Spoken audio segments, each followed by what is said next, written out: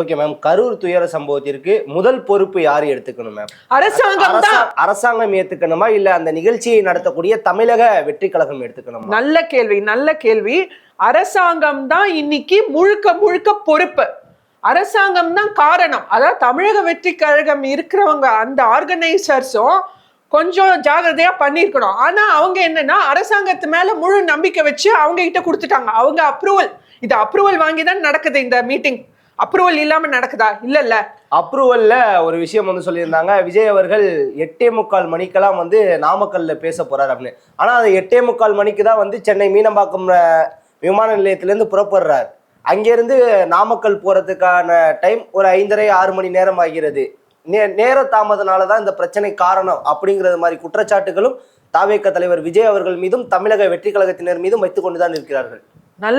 நல்ல பாயிண்ட். நான் என்ன சொல்றேன்னா, இது வந்து புதுசு இல்லை.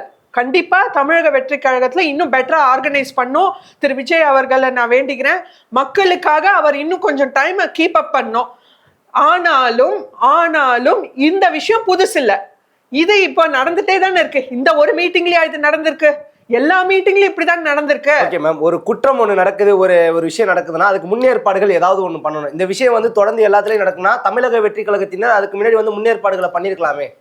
அதுதானே அரசு தானே பண்ணணும். அரசு தானே மக்களுக்கு பொறுப்பு. அரசாங்கம் அன்னைக்கு அப்ரூவல் வாங்கி கரூர்ல இருக்கிற அவங்க அரசு அதிகாரிகள் அவங்க தானே இதுக்கு பொறுப்பு. அவங்க தானே மக்களுக்கான பாதுகாப்பு கொடுக்கணும். எப்போ நீங்க வந்து நான் என்ன சொல்றேன், ஃபர்ஸ்ட் உங்களுக்கு அவங்க வந்து லைட் ஹவுஸ் பக்கம் பஸ் ஸ்டாண்ட் பக்கம் கேட்குறாங்க. அது உங்களுக்கு ஏதோ இப்போ அமராவதி யாரு அது இதுன்னு மற்ற சாக்கு சொல்றாங்க. அந்த சாக்கு போக்கெல்லாம் உண்மையினே வச்சுப்போம். அதனால நீங்க கொடுக்கல. அப்போ அதை தாண்டி மக்களை பத்தி யோசிக்கணும். அவங்க கட்சிக்காக அவங்க ஆன்சரபிள் இல்லை, மக்களுக்கு அவங்க பதில் சொல்லணும். அரசு மக்களுக்கு பதில் சொல்லணும். அப்போ மக்களுக்காக இந்த ஒரு இடத்துல கொடுத்தா எப்படி மக்களால இந்த இடத்துல வந்துட்டு போக முடியுமா? ஒரு கூட்டம்ன்றப்போ இப்படி விஜய் அவர்கள் லேட் பண்றது இது ஃபர்ஸ்ட் டைம் இல்லை, எப்பவுமே நடக்கிறதா. அப்போ மக்கள் வந்து யாரோ ஒரு கர்ப்பிணி பெண்ணோ யாரோ ஒரு குழந்தைகளோ வராங்கன்னா அவங்களுக்கு ஏதாவது ஒன்று